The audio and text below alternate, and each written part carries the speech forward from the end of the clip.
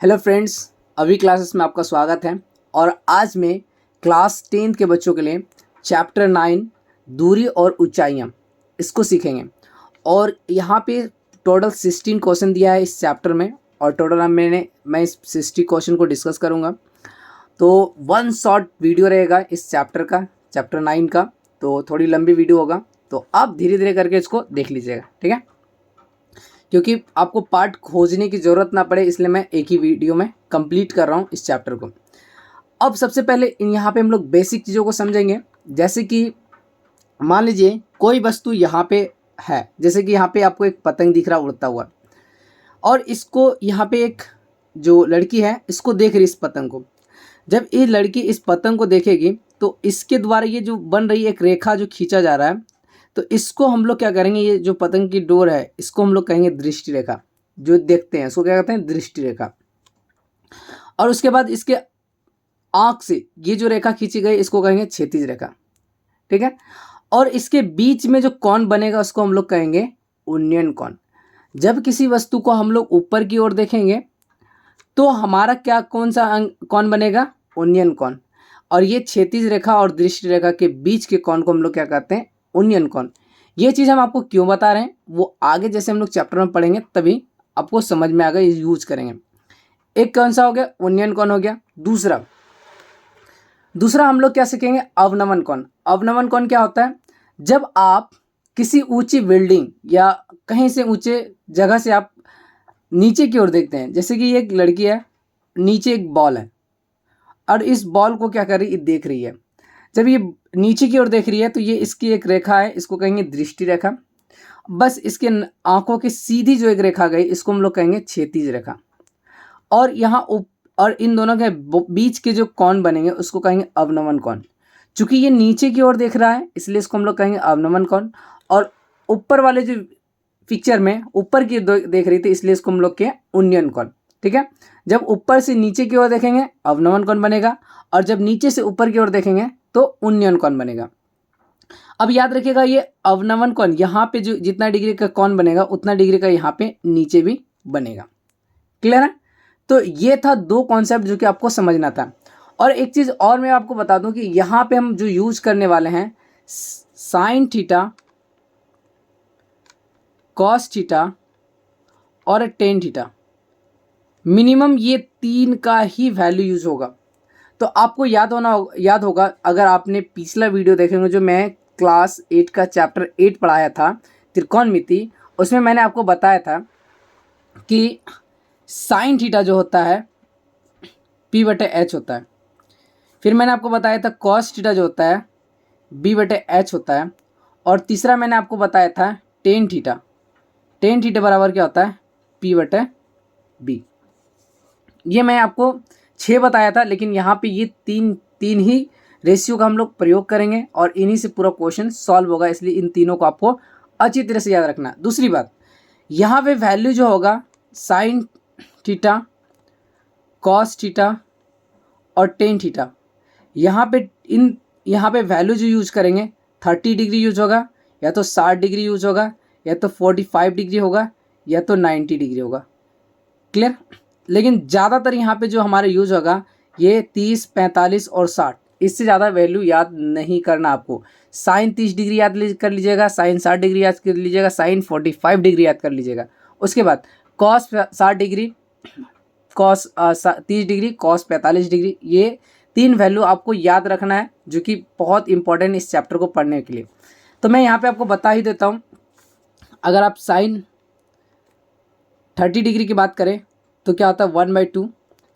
Sign अगर आप 60 degree की बात करें √3/2 होता है। और साइन 45 डिग्री की बात करें तो 1/√2 होता है। ये इसको याद रखिएगा। ये पहला तुम साइन का ये तीनों वैल्यू यूज करेंगे। फिर आता कॉस की बात, तो कॉस, अगर कॉस का देखा जाए, कॉस 30 डिग्री का वैल्यू जो होगा √3/2 होगा। फिर कॉस 60 डिग्री का वैल्यू देखा जाए तो यहाँ पे क्या होगा 1/2 होगा। और उसके बाद अगर यहाँ पे कॉस 45 डिग्री का वैल्यू देखा जाए तो यहाँ पे क्या हो जाएगा आपका 1/√2 हो जाएगा। क्लियर है। उसके बाद आता है टेन थीटा का। अब टेन थीटा के भी बता दूं मैं, टेन अगर आप 30 डिग्री लोगे तो कितना आ जाएगा 1/√3। टेन 60 डिग्री अगर आप वैल्यू लोगे तो कितना होगा √3। और टेन 45 अगर आप वैल्यू लोगे तो इसका वैल्यू कितना हो जाएगा 1। बस इतना ही इस चैप्टर में पूरा प्रयोग करेंगे और ये दो कौन के बारे में। क्लियर है। तो आगे चलते हैं।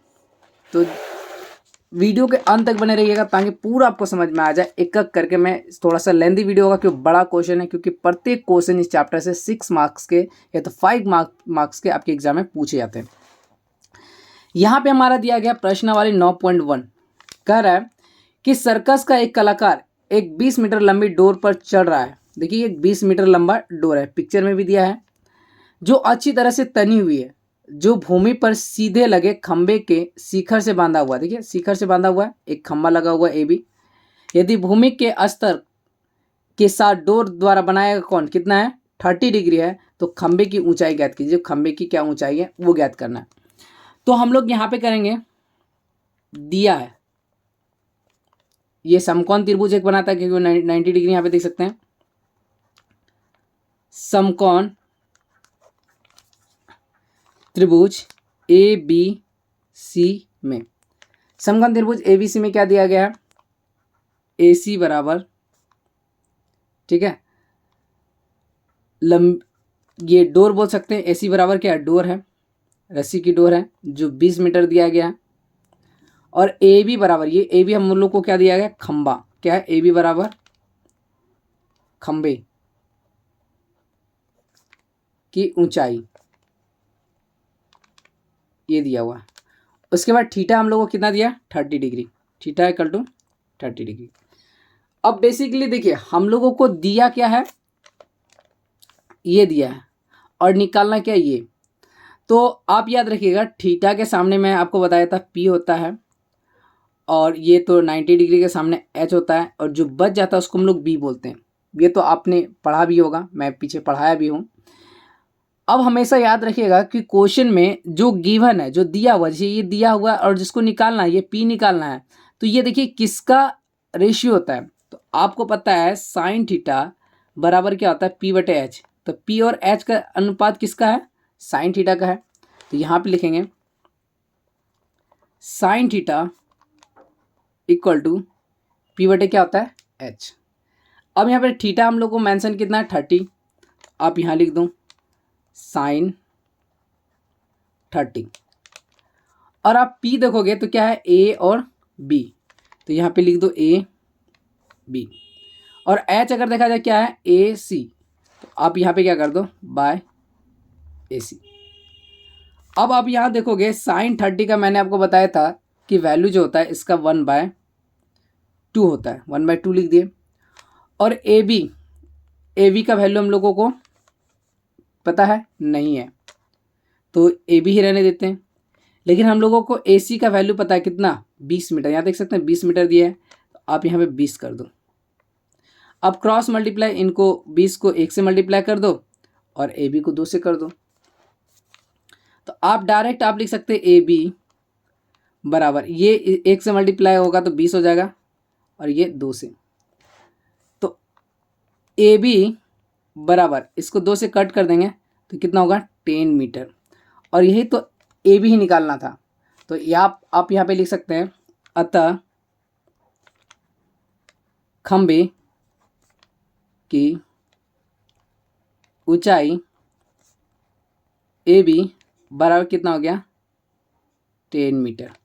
क्लियर है, ये समझिएगा। और इस तरह का क्वेश्चन आपके एग्जाम में 5 मार्क्स के आएंगे, तो इसको अच्छी तरह से आप इसको नोट कर लीजिए। अब आते हैं हम second number question. Second number में क्वेश्चन में क्या कह रहा है, आंधी आने से एक पेड़ टूट जाता है और टूटा हुआ भाग इस तरह मुड़ जाता है कि पेड़ का शिखर जमीन को छूने लगता है और इसके साथ 30 डिग्री का कोण बनाता है। पेड़ के पाद बिंदु की दूरी जहां पेड़ का शिखर जमीन को छूता है 8 मीटर है। पेड़ की ऊंचाई ज्ञात कीजिए। सबसे पहले क्वेश्चन तो यहाँ से स्टार्ट हुआ कि आपको कोई पिक्चर नहीं दिया है, इसको बनाना है पढ़ के। यहाँ पे क्या है, आंधी आने से एक पेड़ टूट जाता है। हम लोग मान लेते हैं कि ये हमारा पेड़ है, ठीक है, डॉट से क्यों दिखा रहे हैं हम आपको बताते हैं अभी। ये एक मेरा पेड़ है सपोजिट मान लीजिए। हाँ, अब ये पेड़ का ऊंचाई मान लीजिए क्या है, ए और बी। क्वेश्चन में कहा रहा है कि एक पेड़ है तो पेड़ का ऊंचाई हम लोग ए और बी मान लिए। उसके बाद बोलता है कि आंधी जैसे आया तो ये पेड़ टूट गया। मान लेते हैं कि पेड़ यहाँ से टूट गया।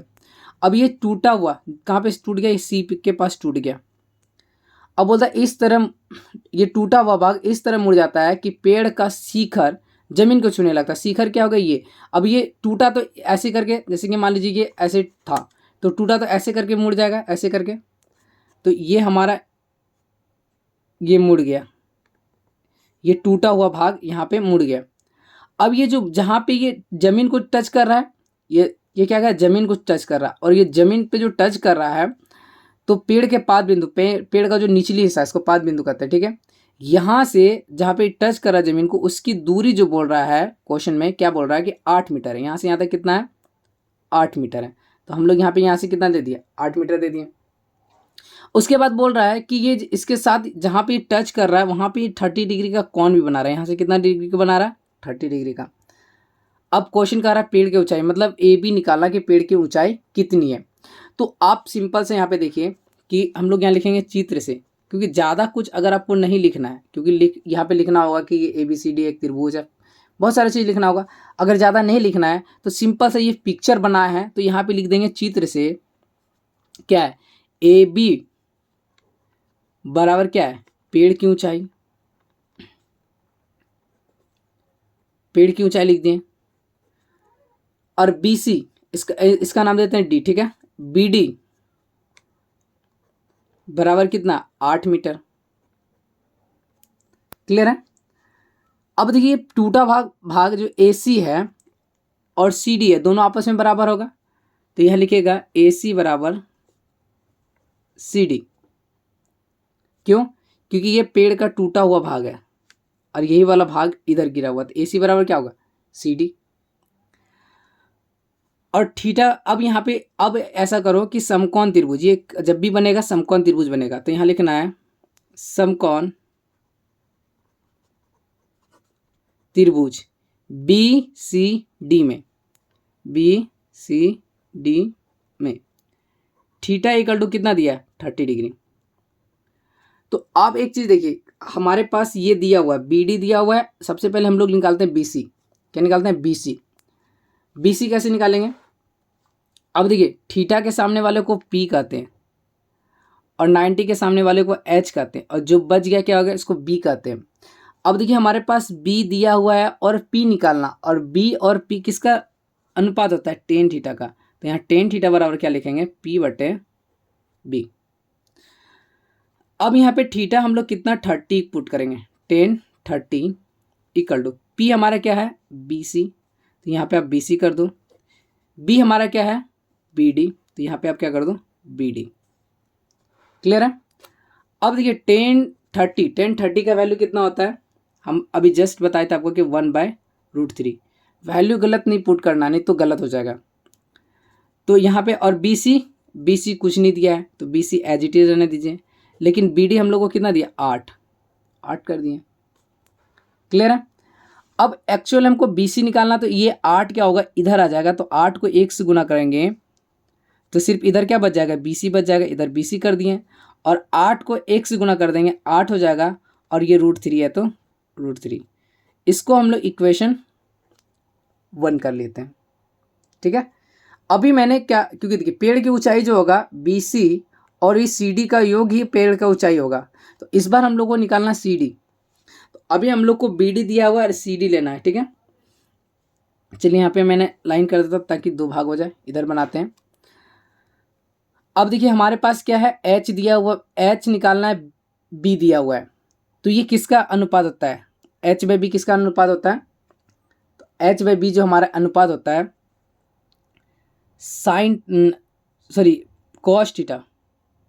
cos थीटा बराबर B/ क्या, H होता है। अब अगर यहाँ पे देखा जाए cos थीटा जो है यही लेना, क्योंकि 30 ही दिया है। तो cos थीटा इक्वल टू 30 और B हमारा क्या हो गया, BD। तो आप यहाँ क्या करो, BD कर लो। और H हमारा क्या है, CD। आप यहाँ पे CD लिख दो। अब cos 30 का वैल्यू कितना होता है?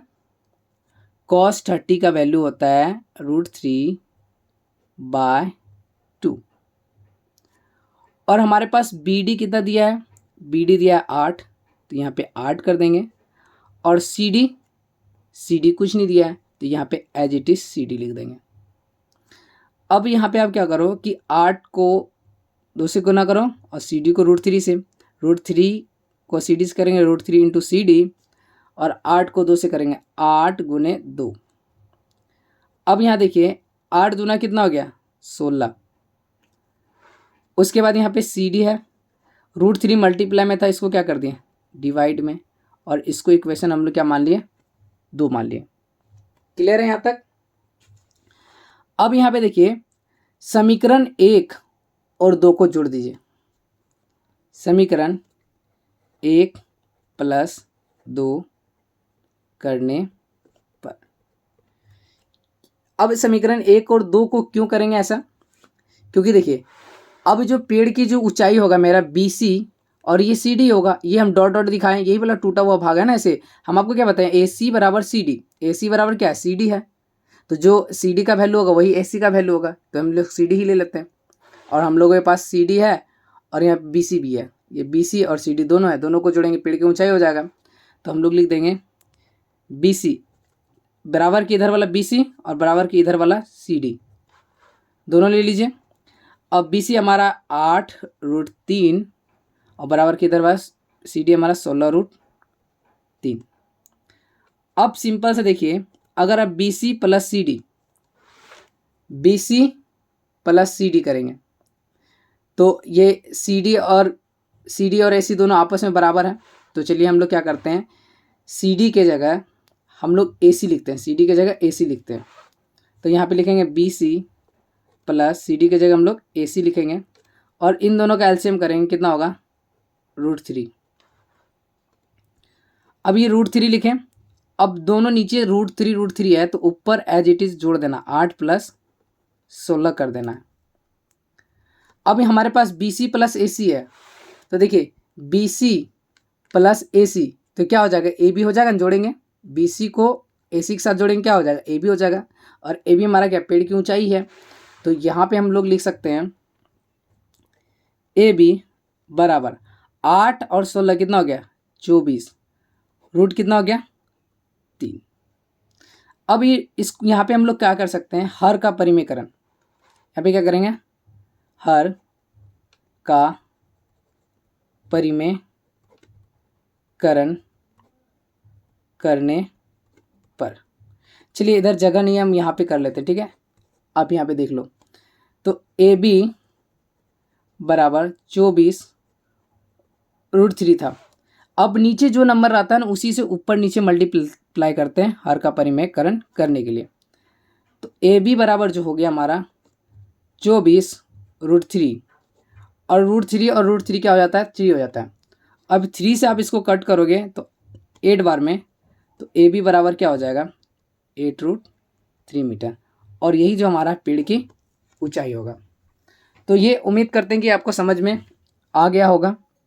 अब चलते हैं अगले प्रश्नों पे। अब देखिए हमारे पास 3rd नंबर क्वेश्चन क्या कह रहा है कि एक ठेकेदार बच्चों को खेलने के लिए एक पार्क में 2 फिसलन पट्टी लगाना चाहती है।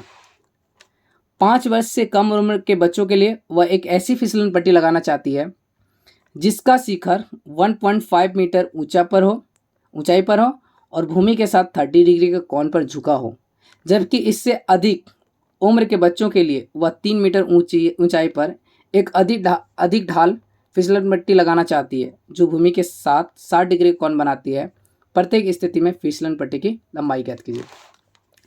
तो हम लोग यहाँ पे पहला नंबर 5 वर्ष से कम उम्र के लिए बोल रहा है, तो लिखेंगे 5 वर्ष से कम उम्र के बच्चों के लिए 5 वर्ष से कम उम्र के बच्चे जो है उनके लिए हम लोग क्या करते हैं? एक फिसलन पट्टी बनाते हैं।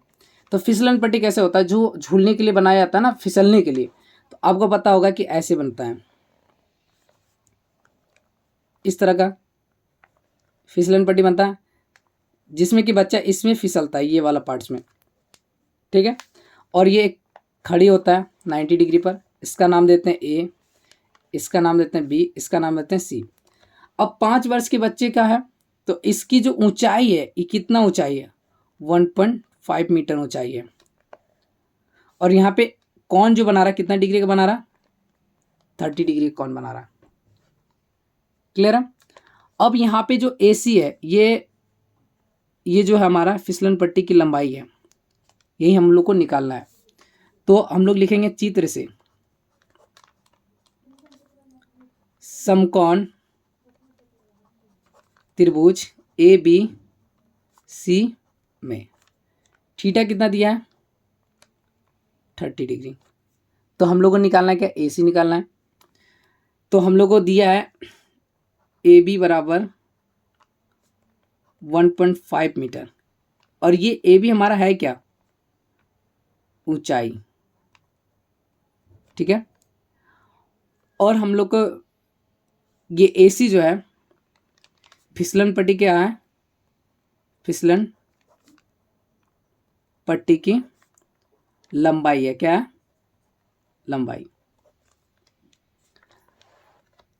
AC ही निकालना है।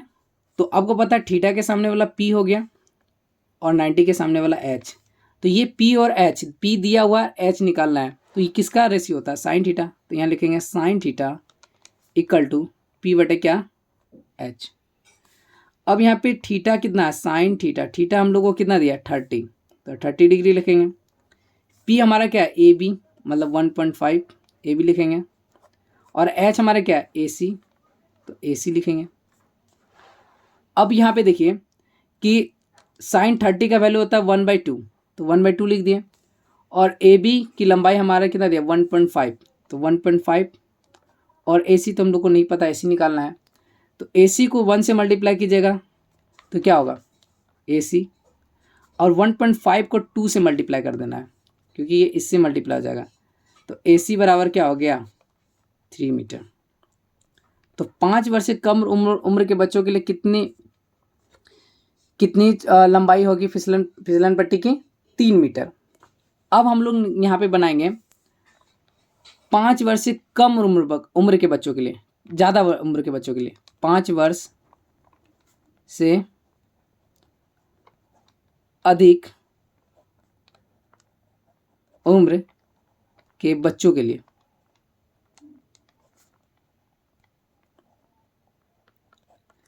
सेम फिसलन पट्टी होगा, ठीक है। चलिए हम इसको इधर से बना लेते हैं। ऐसा ही फिसलन पट्टी है, क्लियर है। ये हमारा हो गया 5 वर्ष से ज़्यादा। इसका नाम देते हैं PQR और ये हमारा थीटा हो गया। चूँकि इसकी ऊंचाई हम लोग को क्वेश्चन में दिया है 3 मीटर, ये जो फिसलन पट्टी की ऊंचाई है 3 मीटर है, तो इसकी लंबाई निकालना है। और यहाँ पे थीटा बोल रहा है 60 डिग्री का, क्या होगा, 60 डिग्री का। तो चलिए हम लोग इसको निकालते हैं। यहाँ पे आप देखोगे तो थीटा के सामने वाला P होता है और 90 के सामने वाला क्या होता है, H। तो हम लोगों के पास क्या दिया हुआ है, P और H दिया हुआ है। तो किसका रेशियो लेंगे, साइन थीटा का। किसका लेंगे, साइन थीटा। या तो फिर आप लिख सकते हैं समकोण त्रिभुज PQR में, समकोण त्रिभुज PQR में थीटा इक्वल टू कितना दिया, 60 डिग्री।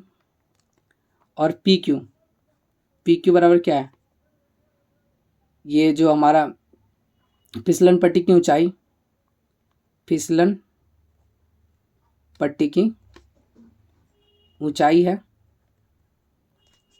ये हम ऊंचाई लिख दिए। उसके बाद यहाँ पे हमारा PR जो है फिसलन पट्टी की लंबाई है, फिसलन पट्टी की लंबाई, ये हो गया। अब चूंकि आपको निकालना है इसका रेशियो, तो ये P और H लेंगे, तो फिर लेंगे साइन थीटा P बटे H लेंगे। और इस बार थीटा जो लेना है कितना लेना है 60 डिग्री, और इस बार पी, थीटा के सामने वाला पी क्या है पी क्यू लिखेंगे। उसके बाद हमारा एच क्या है पी आर, तो यहाँ पे आप पी आर लिखो। और साइन 60 का वैल्यू जो होता है √3 क्या होता है 2 होता है। और पी क्यू हमारा कितना दिया 3 मीटर, देखिए पी क्यू कितना दिया 3 मीटर, तो 3 लिखेंगे। और पी आर हम लोग को नहीं दिया है तो पी आर यहाँ पे लिखेंगे। अब हमको क्या करना है, ये पी आर को इससे मल्टीप्लाई करेंगे और 3 को 2 से, तो √3 पी आर इक्वल टू 3 गुने 2। अब सिर्फ हम लोग को निकालना पी आर, तो 3 गुना कितना हो गया 6, और √3 इधर नीचे आ जाएगा। अब यहाँ पे आप इसको ऐसे भी लिख सकते हैं, 6 को लिख सकते हैं 3 गुने 2 बाय √3। और एक बार और एक स्टेप करते हैं, पी आर बराबर 3 को आप लिख सकते हैं क्या √3 इंटू √3, और ये 2 तो था ही, और नीचे यहाँ पे बचा √3। अब ये √3 कैंसिल, तो ये आ जाएगा 2√3 मीटर। इसकी फिसलन पट्टी की जो लंबाई हो जाएगी 2√3 मीटर। क्लियर है। इस बार मतलब कि 5 वर्ष से अधिक उम्र के बच्चों के लिए क्या होगा, फिसलन पट्टी की लंबाई जो है थोड़ी सी क्या हो गई, मतलब कि छोटी हो गई, मान लीजिए ऐसा। अब आते हैं हम लोग अगले प्रश्नों पे, जो हमारा 4th नंबर क्वेश्चन है। 4th नंबर क्वेश्चन क्या कह रहा है कि भूमि के एक बिंदु से मीनार के पाद बिंदु से 30 मीटर की दूरी पर है, तो मीनार का शिखर का उन्नयन कोण 30 डिग्री है और मीनार का ऊंचाई ज्ञात कीजिए। अभी हमने आपको उन्नयन कोण और अवनमन कोण के लिए बारे में बताए थे। जब नीचे से किसी वस्तु को ऊपर की ओर देखेंगे तो उन्नयन कोण बनेगा, और किसी ऊपर से किसी वस्तु को नीचे की ओर देखेंगे तो क्या बनेगा अवनमन कोण। तो यहाँ बोलते हैं भूमि के एक बिंदु से जो मीनार के पाद बिंदु से 30 मीटर की दूरी पर है, मान लीजिए कि ये हमारा एक मीनार दिया हुआ है, ठीक है, ये हमारा मीनार है, इसका कुछ नाम देते हैं ए और बी। अब ये मीनार का जो पाद बिंदु है यहाँ से 30 मीटर दूरी पर, कितना 30 मीटर दूरी से इस शिखर का जो उन्नयन कोण, यहाँ से अगर हम इसको देखेंगे इस शिखर को, तो यहाँ पे जो उन्नयन कोण बनेगा कितना डिग्री का बनेगा 30 डिग्री का बनेगा। अब ये कह रहा है कि ये जो हमारा मीनार की ऊंचाई है, ये हमारा मीनार की ऊंचाई जो है ये कितना मीटर है, ये हमको बताइए। अब सिंपल सा है कि जब हमको 2 वैल्यू दे दिया है, एक ये दे दिया और दूसरा थीटा दे दिया, तो ऑटोमेटिक ही इसको हम लोग निकाल सकते हैं। बस ये जितना हम लोग काम किए इसको सिर्फ लिखेंगे चित्र से। अगर ये पिक्चर आप बनाना सीख गए, अगर आप फिगर बना लिए, तो ये क्वेश्चन बहुत ही आसान है बनाने के लिए। चित्र से हम लोगों को क्या दिया है, ये समकोण त्रिभुज बन गया, ये 90 डिग्री समकोण त्रिभुज ए बी सी में थीटा इक्वल टू कितना दे दिया 30 डिग्री। अब यहाँ पे ए बी क्या है, मीनार की ऊंचाई, यहाँ लिख दीजिए ए बी बराबर मीनार की ऊंचाई, और इसका नाम सी दे दिए, और बी सी इक्वल टू हम लोग को दिया कितना 30 मीटर। और ये मीनार की ऊंचाई निकालना है, तो थीटा के सामने वाला P और 90 के सामने वाला H, और बच गया क्या B। अब निकालना है मीनार की ऊंचाई और दिया है B, तो ये और P और B हो जाएगा, तो किसका रेशियो होता है tan थीटा। tan थीटा बराबर P बटे क्या हो गया B। अब यहाँ पे हमारे पास थीटा कितना दिया 30, तो यहाँ 30 लिख दीजिए। P क्या है, थीटा के सामने वाला P है AB, AB कुछ वैल्यू नहीं दिया है तो AB लिख दो। और B हमारा क्या है BC, यहाँ पे BC लिख देते हैं। अब हम tan 30 का वैल्यू आपको पता होगा 1/√3 होता है, मैंने आपको बताया भी। और AB का वैल्यू कुछ नहीं दिया है, लेकिन BC का वैल्यू हम लोग को कितना दिया 30, तो यहाँ पे आप 30 कर दो।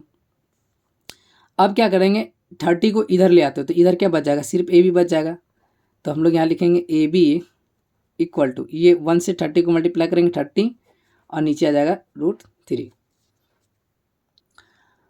अब हम लोग यहाँ पे क्या करेंगे, हर का परिमेयकरण, ये जो √3 है ये हर है, तो लिखेंगे हर का परिमेयकरण करने पर।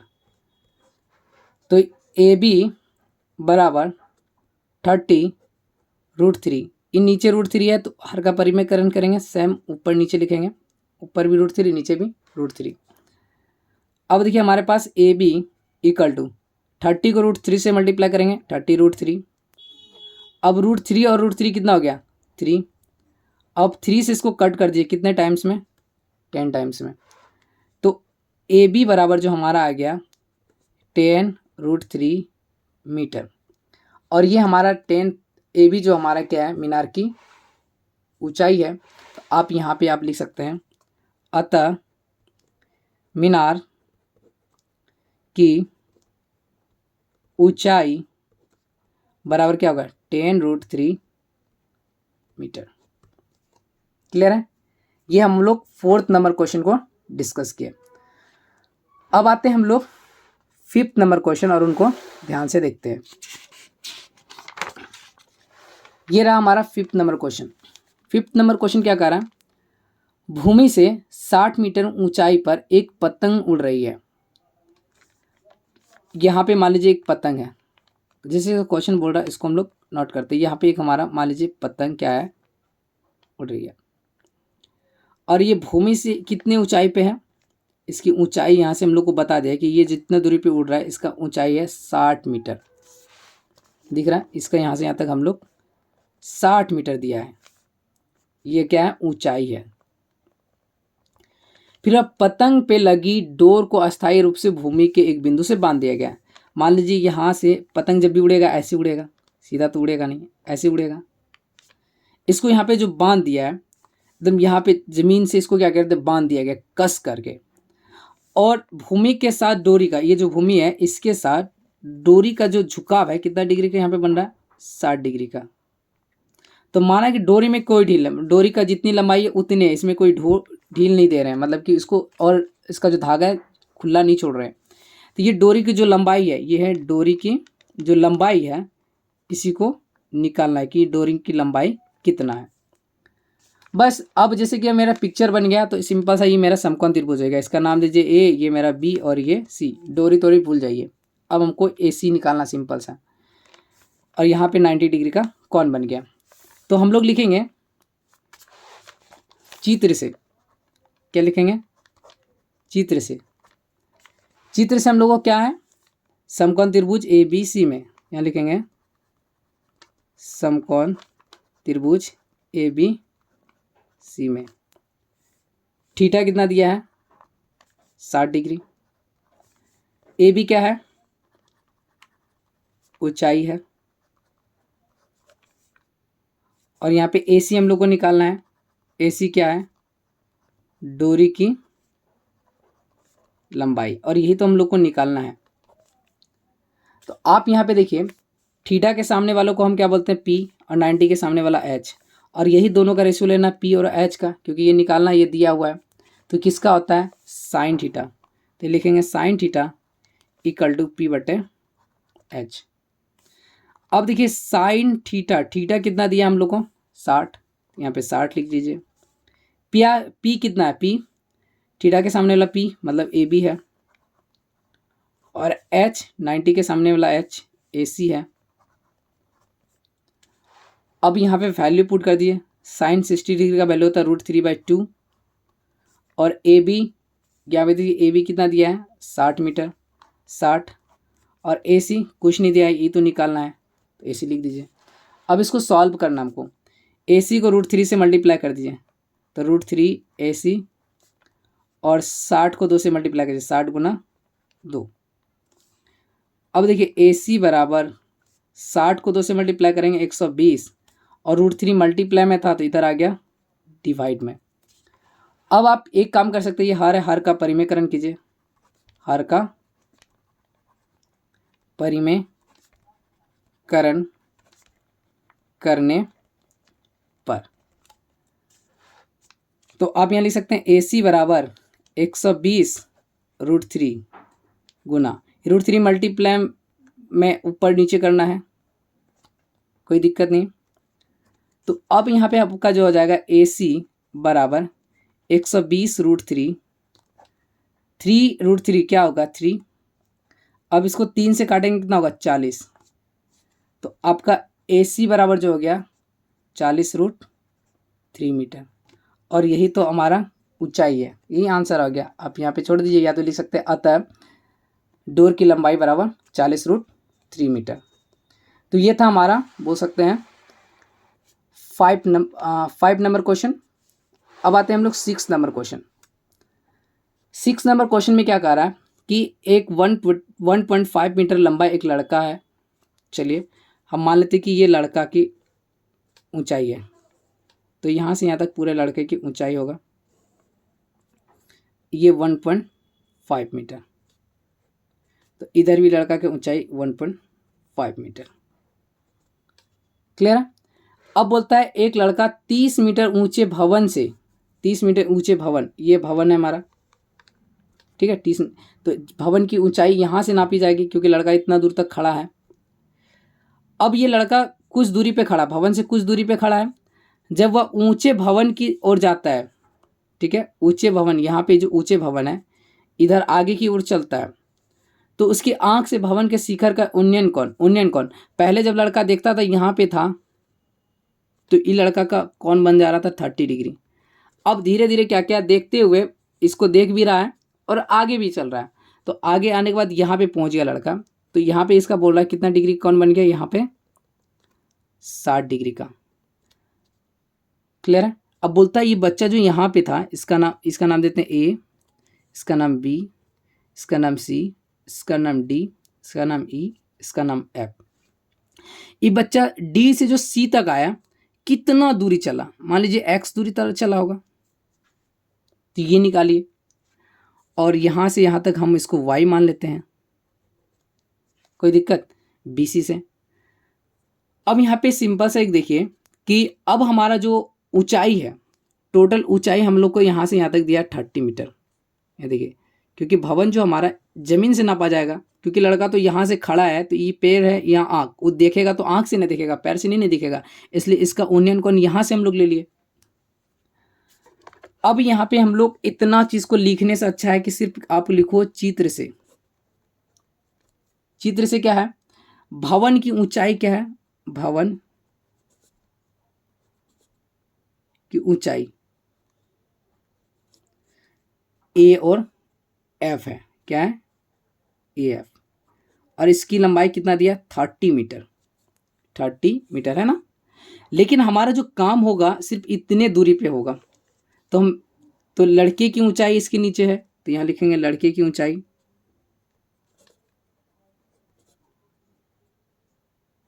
या तो वहाँ ऊंचाई, अगर लड़की की ऊंचाई देखा जाए तो क्या है BF, कितना दिया 1.5 मीटर, इतना दिया हुआ है।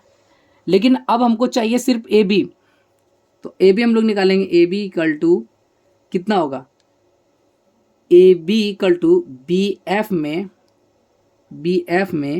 यहाँ से सॉरी AF में, यहाँ से भवन की ऊंचाई, यहाँ से AF में BF को घटा देना है, कितना घटा देना है BF। AF था हमारा 30 और BF था 1.5, तो ये हमारा कितना 28 पॉइंट कितना आ गया 5 मीटर।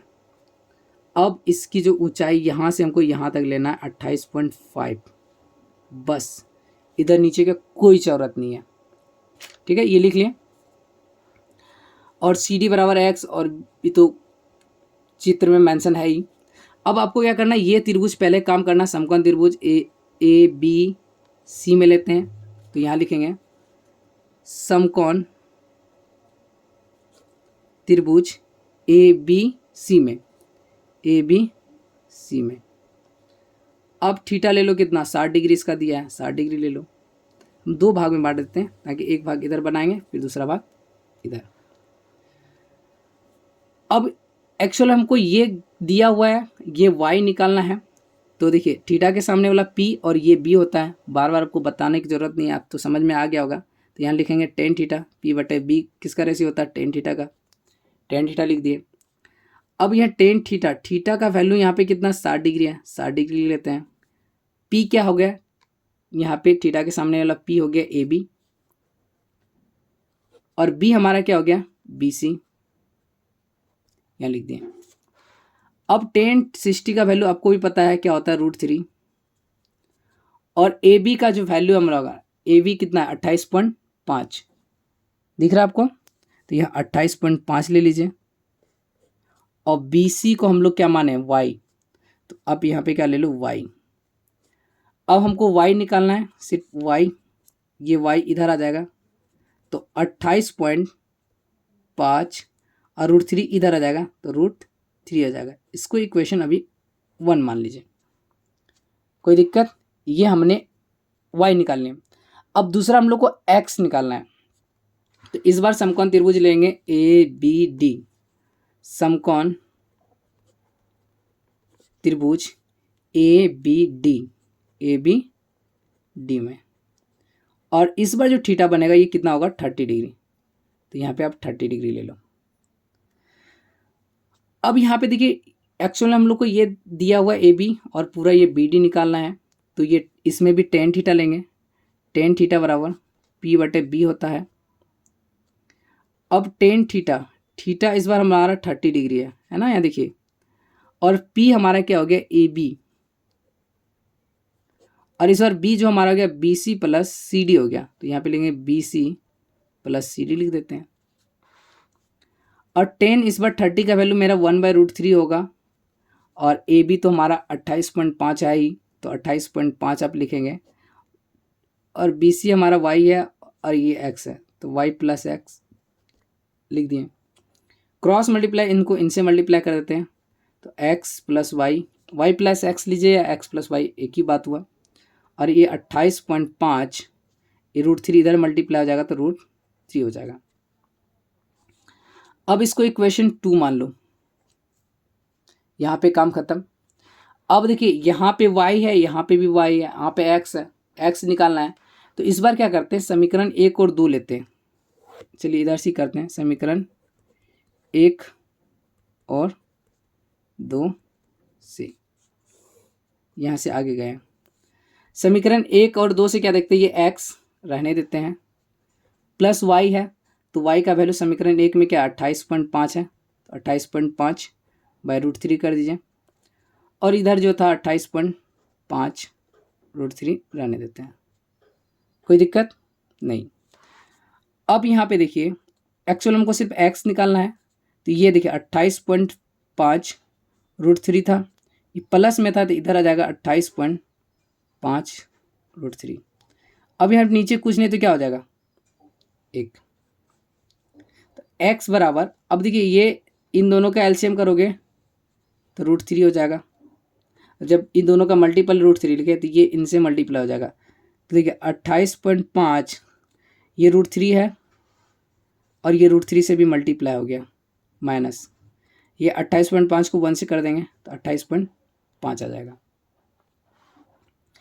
अब यहाँ पे आप क्या देख रहे हैं कि इसमें भी 28.5 है और इसमें भी 28.5 है, तो 28.5 को हम लोग कॉमन निकाल लेते हैं, तो यहाँ पे क्या बचा √3 और √3 बचेगा, और √3 को हम लोग क्या लिखेंगे 3, और यहाँ 28.5 निकाले तो सिर्फ क्या बचा 1, और यहाँ पे हमारा क्या हो गया √3।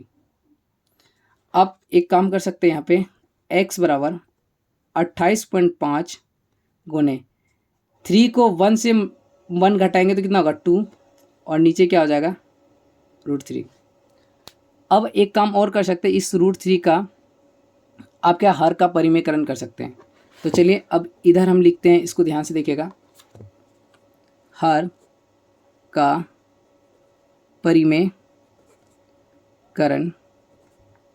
करने पर यहाँ पे हमारा था x इक्वल टू 28.5 है, तो 2 से करेंगे तो कितना 59 आ जाएगा, ठीक है, और 57 आ जाएगा, क्योंकि 5 दूना 10 की 0, 8 दूना 16, 1 17, मतलब 57 आ जाएगा, ठीक है, 28.5 दूना कितना होगा 57, और नीचे √3 था, √3 का हर का परिमेयकरण, तो √3 ऊपर भी लिखिए और नीचे भी लिखिए, तो x बराबर क्या होगा 57 √3, और नीचे √3 और √3 तो क्या होगा 3। 3 को आप इसको कटाएंगे तो 19 बार में कटेगा। तो x बराबर कितना हो गया 19√3 मीटर। और एक्चुअली हम लोग को बोल रहा था भवन की ओर कितनी दूरी चला, तो 19√3 मीटर। तो लिखिएगा अतः भवन की ओर चली गई दूरी बराबर क्या 19√3 मीटर। ये हमारा हो गया 6 नंबर क्वेश्चन। अब आते हैं हम लोग 7 नंबर क्वेश्चन पे। ये हमारा 7 नंबर क्वेश्चन है।